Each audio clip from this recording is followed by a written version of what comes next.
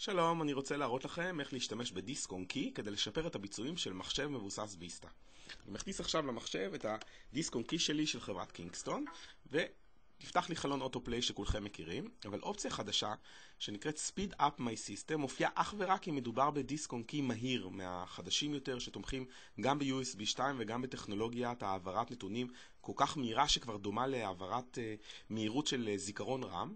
אני לוחץ על האופציה הזאת, ווינדוס ויסטה מציע לי לקחת ולהפוך את רוב נפח הכרטיס לזיכרון של המחשב. אני אומר לו use this device, ומהרגע שלחצתי על OK, מעכשיו כאילו והכפלתי את כמות הזיכרון במחשב שלי. בואו נפתח פה את ה-Task Manager, ואתם תוכלו לראות קצת להציץ לביצועי המחשב הנייד שלי. אתם יכולים לראות פה בצד את המספר של דפי הזיכרון הפנימי של הקרנל, עומד בערך על 156. עכשיו אני מוציא את הכרטיס, אתם תוכלו לראות שהמספר הזה עוד מעט הולך ויורד, ואתם תוכלו לראות מה קורה ברגע שאני מחזיר אותו בחזרה.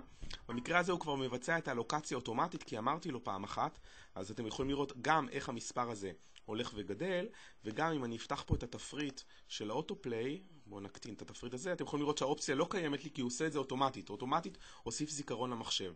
מי שמעניין אותו לראות איזה כרטיסי דיסק און קי תומכים בזה, אני ארד פה קצת למטה. מה שצריך לחפש זה את הנושא של המהירות. המהירות פה, תשימו לב, הנה, אני מדגיש את זה, שמגיעה עד ל-24 מגה-בייט לשנייה. זה מהיר דרך אגב גם בהעתקת קבצים, ולא פחות חשוב מזה, זה מאפשר לנו להוסיף זיכרון. אני אוהב לעשות את זה לפני מצגות או הדגמות כבדות. זה פשוט מאפשר לנו להוסיף זיכרון למחשב די בקלות, לשפר את הביצועים, ובסוף ההדגמה או המצגת להוציא את הכרטיס ולחזור לעבודה רגילה. זהו, תודה רבה.